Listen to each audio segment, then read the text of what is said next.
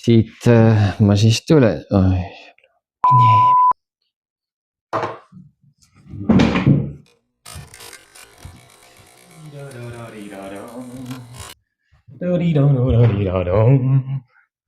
Mis meil siis täna on?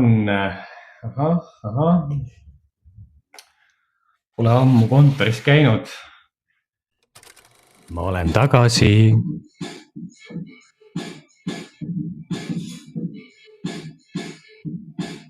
Okei, aitab küll. Tere, head vaatajad, tere, head kuulajad. Brain Lion Instituut alustab taas uue hooga uute teemadega. Ja suvi veel kestab, aga õnneks on see leitsaks palavus läbi saanud ja on selline normaalse temperatuuriga august meid ees ootamas. Muidugi suvel on hästi palju üritusi, meie siin Eesti kliimas paneme tavaliselt suvel nagu kõik mängu, et siis sügisel jälle endasse tõmbuda, kuidas keegi. Ja millest ma tahaksin täna rääkida? Täna ma tahaksin rääkida sellel teemal episood 6 tõenäoliselt alusmaterjal sinu ajule. Et hästi palju märkan ümberringi, on igasuguseid pakkumisi, igasuguseid alternatiivseid teraapiaid, mingisugused pilves elust festivalid, heaolufestivalid, ekstaatilised tantsud, igasugused alternatiivteraapiad, ma vist juba ütlesin seda, on ju. Ja siis ma hakkasin mõtlema, et äkki peaks nagu rääkima asjast sügavamalt, et ma saan aru, et kõik need alternatiivteraapiad, kõik need igasugused huvitavad koosviibimised ja asjad, et need on kindlasti meelt ülendavad, kuid kas nad tekitavad ka mingi püsiva muutuse minus kui inimeses, kes otsib siis tervenemist, meelerahu, ekstaasi, mida iganes, ühendust iseendaga, ühendust oma lähedustega, et saada siis paremaks inimeseks ja see on kõik sissejuhatus jälle mul ette valmistatud. Mingi tekst ka siin. Tere tulemast Brain Lion kliinikusse. Mina olen peaarst ja täna ma räägin sulle midagi, millest paljud terapeudid ja motivatsioonikõnelejad ei räägi. Nimelt sa ei saa terveks ekstaatilisest tantsust, meditatsioonist ega 10 kilomeetrist igapäevasest kõndimisest. Loomulikult kõik need asjad on kasulikud, kuid kui su rakud, kui su keha on põletikus, siis püsivat muutust ekstaatiline tants ei too. Ma pean mikrofoni rääkima. Sa ei saa ennast manifesteerida terveks, kui kasutame nüüd siis sellist keerulist terminoloogiat, mitokondrid, sinu rakkude energiavabrikud lihtsalt ei tööta. Ja sa ei saa hingata ennast läbi erinevate hingamispraktikate vabaks, kui rakumembraanid ehk sinu aju väravavalvurid on kahjustunud.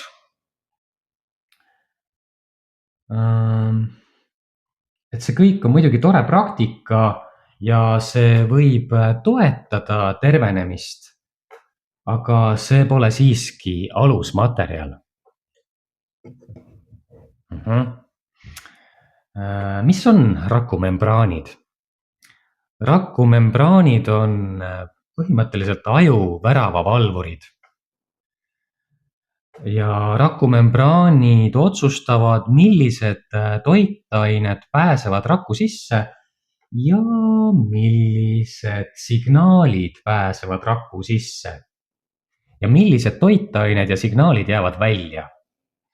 Ja kui mitokondrid või siis praegu räägime rakumembraanidest, rakumembraanid on kahjustunud põletiku, stressi, vale toitumise või mõne autoimmuunhaiguse tagajärjel, siis toitained ei pääse rakku, toksiinid ei välju ja elektrilised signaalid neuronite vahel on lihtsalt aeglustunud.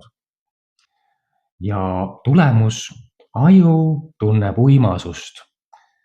Üleüldiselt inimene tunneb ennast väsinuna, uimasena ja keha on pidevalt madala energiaseisundis. Rääkisime siis rakumembraanidest, nüüd jõuame mitokondriteni. Mitokondrid on siis raku energiavabrikud ja mitokondrid toodavad ATP-d. See on energia, milleta ükski rakuprotsess ei tööta. Energiat lihtsalt ei teki, isegi puhates oleme väsinud ja aju ei jaksa lihtsalt töödelda ka kõige lihtsamaid mõtteid näiteks. Ja mis on selle tulemus? Motivatsiooni puudumine, looming ei voola ja elu tundub üleüldiselt hall ja raske. Mis ma tahaksin veel siin välja tuua, on väga oluline protsess on glümfiline süsteem ehk siis aju kanalisatsioon. Selline asi, et kui näiteks mitokondrid toodavad energiat, siis glümfiline süsteem puhastab jääkainetest meie rakke, meie keha. See on aju lümfisüsteem, mis eemaldab neurotoksilisi aineid ja nagu beta-amüloid ja tauvalgud, mis võivad kogunedes kahjustada aju, tekitades väsimust, ajuudu ja mäluhäireid. Ja see süsteem ehk siis glümfiline süsteem töötab peamiselt sügava une faasis. Nüüd jõuame selleni, et miks on väga oluline kvaliteetne uni ja puhkamine.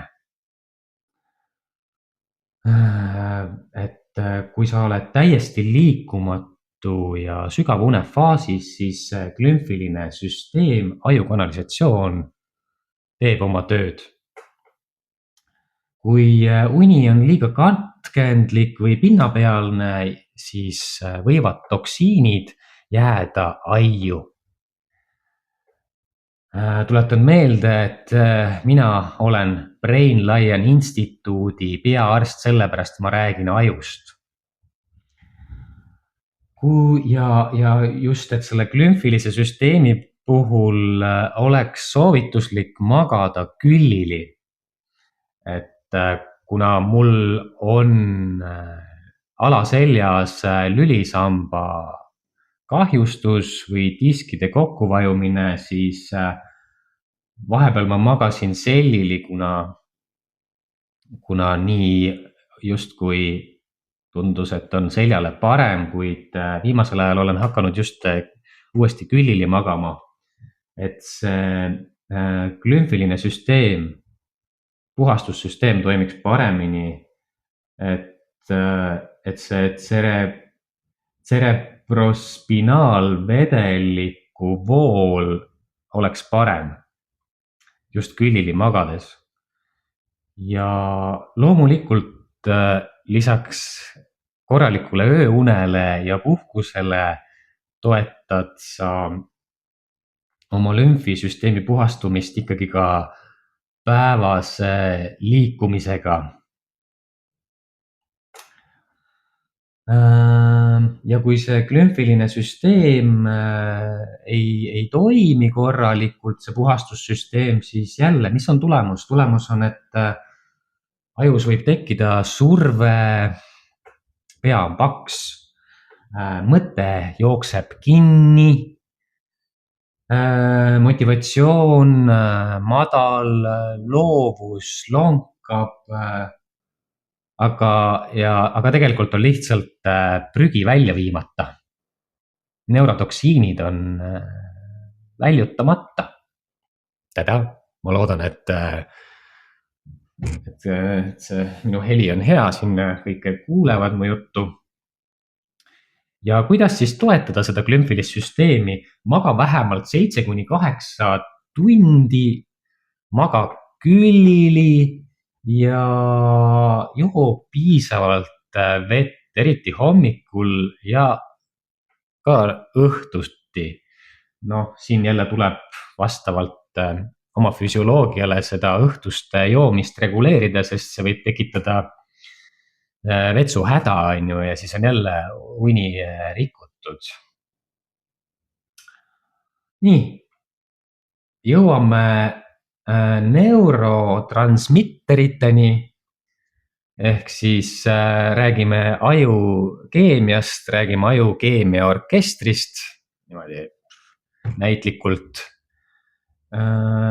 Dopamiin, serotoniin, GABA. Need on kõik kemikaalid, mis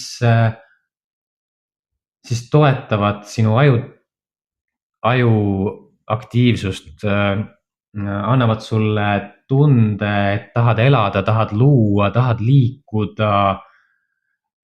Aga kui rakkudel pole materjali nende neurotransmitterite tootmiseks, siis tulemus on järjekordselt tühjus ja siis psühholoogiliselt võib tekkida sundmõtlemine, et äkki ma olen kuidagi katki või ma olen laisk, aga tegelikult on tegemist biokeemiaga.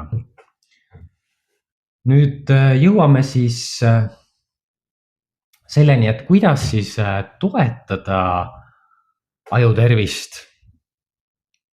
Esimene samm, rakumembraanide taastamine.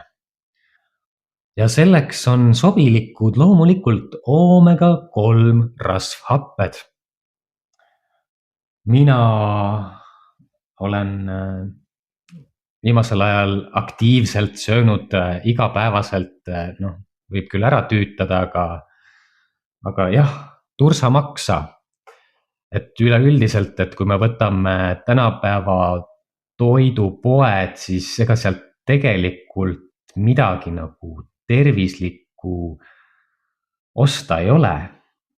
Kahjuks nii on, et käid seal, ma ei tea, luubiga ringi ja loed neid koostisosi, et siis läheb ikkagi nagu see isu päris kiiresti üle, aga ma olen leidnud, et selle tursamaksa konservi, et noh, tundub suht okei omas õlis seal.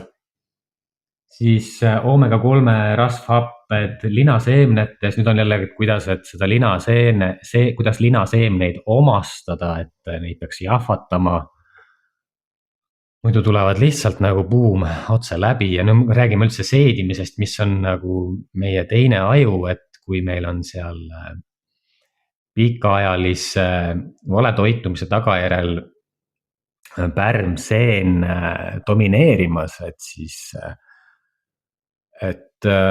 kuidas siis üldse soolestik saab omastada kõiki neid kasulikke aminohappeid, neid oomega rasvhappeid, neid kalleid vitamiine, mida me siis nagu trenditeadlikult tormame endale ostma, kui jälle palgapäev on. Et see on omaette küsimus, et tegelikult siin on oluline alustada tegelikult seda terviseteekonda soolestiku puhastamisega. ja kus ma pooleli jäin, esimene samm, rakumembraanide taastamine, oomega-3 rasvhapped, siis ma rääkisin tursamaksast, linaseemnetest, kalaõli, siis muidugi siin eksootilisemad asjad, avokaado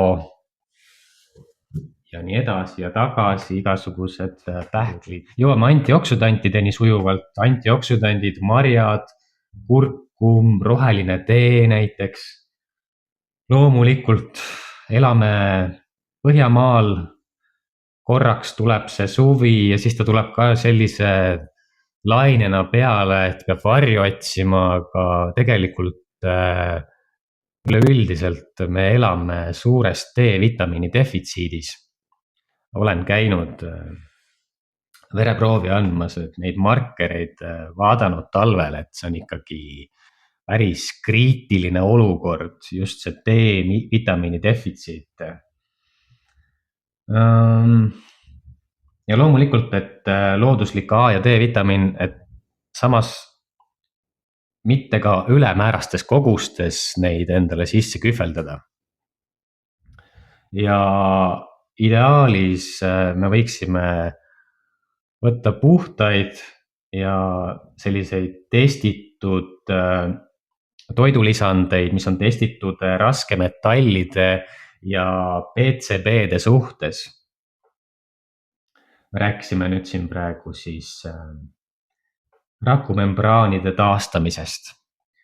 Nüüd jõuame sinna raku energiavabrikuteni, mitokondriteni, teine samm, mitokondrite toetamine. Siin on siis koeensüümid, näiteks Q10, L-karnitiin, mis siis aitavad energiat toota. Loomulikult B-vitamiinid närvide ja ainevahetuse jaoks ja siis magneesium rahustab ja toetab raku tööprotsesse. Kolmas samm, neurotransmitterite tasakaalustamine. Et siin on näiteks koliin, kust me saame koliini, saame seda munadest, kanamunadest, maksast. Ma praegu ei räägi kui vegan või taimetoitlane, on ju. Olen olnud seda, et sain sealt ka oma valusad vitsad. Aga jah, koliin, munad, maks, et siis dopamiini ja atsetüülkoliini tootmiseks. Siis loomulikult D-vitamiin ja soolestiku probiootikumide serotoniini jaoks. Et siis alles siis, kui rakk on terve, saab terveks ka meel või siis tuleb ka vaimne tervis sealt järele.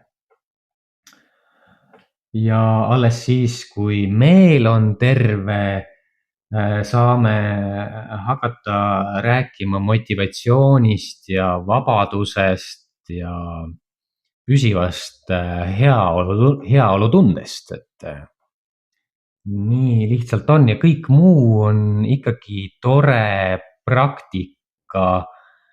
Ja kui me jäämegi lihtsalt sellele tasandile, siis see on lihtsalt üks illusioon, nagu teatrietendus.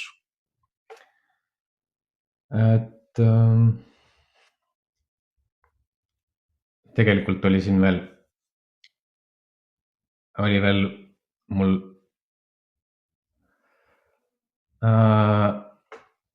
oli veel see teema ka, et kui ma ise selle teksti läbi töötasin, siis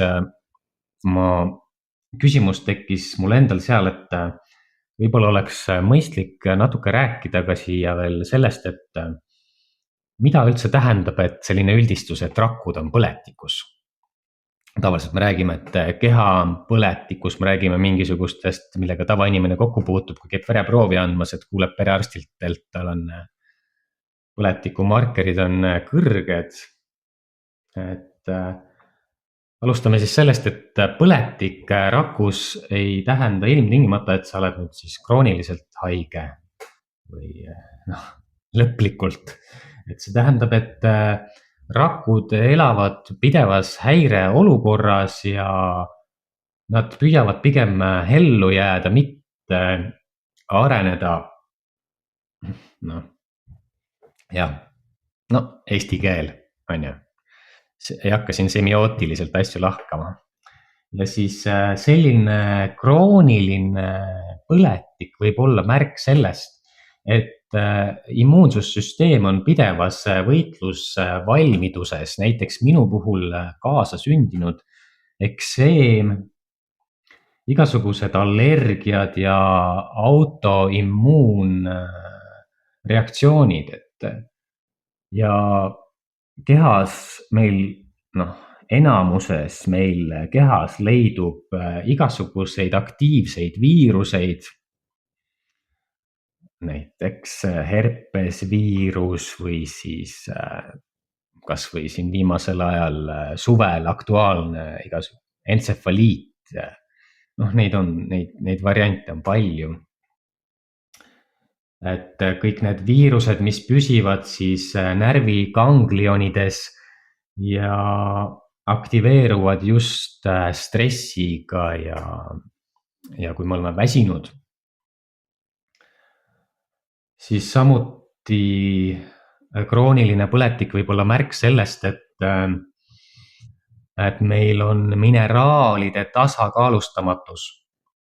Näiteks liiga kõrge kaltsiumitase, mis surub siis omakorda alla magneesiumi taseme, mis siis mõjutab otseselt närvide tööd. Siis meil võivad olla ka, millest ma varem ka rääkisin, vitamiinipuudus, eriti E-vitamiini puudus, mis just kaitseb rakke oksüdatiivse kahjustuse eest või just meil siin Eestis, et me elame madala päikesevalgusega piirkonnas, või vähese päikesevalgusega piirkonnas on õigem öelda, et kus D-vitamiini tase langeb ja loomulikult sellest vähese päikesevalgusega piirkonnast lähtuvalt siis on ka meie toidulaud küllaltki kesine, et domineerivad kartul, nisujahu ja piimatooted, mis sellises monodieedis on tegelikult põletiku tekitajad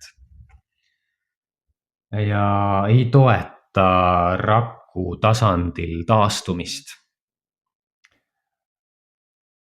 Et hea uudis on see, et kui me nüüd mõistame neid protsesse paremini, mis meie kehas toimuvad, siis järjekordselt, et meil tekib fookus, millele keskenduda, kuidas läheneda enda tervisele, füüsiline tervis, vaimne tervis, need on omavahel seotud. Ja see on suur asi. See on suur asi, kui meil on fookus. Nii, kas me oleme teinud siin suhteliselt selle teema praeguse seisuga läbi töötanud, et siin on väga palju veel, millest rääkida, aga praegu selline suvepuhkuselt tagasi, Brain Lion Institute in the house, et väga hea alusmaterjal, kust liikuda edasi. Et jah, ja alles siis, kui meel, kui vaimne tervis on korras läbi selle bioloogia, neurokeemia, saame hakata rääkima motivatsioonist, vabadusest ja nii edasi ja tagasi, on ju, jah, sellest ma seda juba rääkisin. see on alusmaterjal. Aitäh teile. Aitäh, et olete minuga. Jõudu, tervist ja kõike head teile.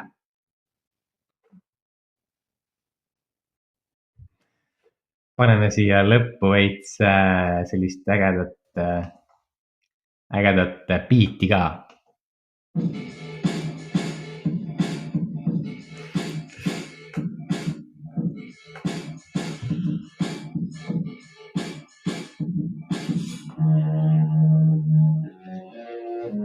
Peace, peace.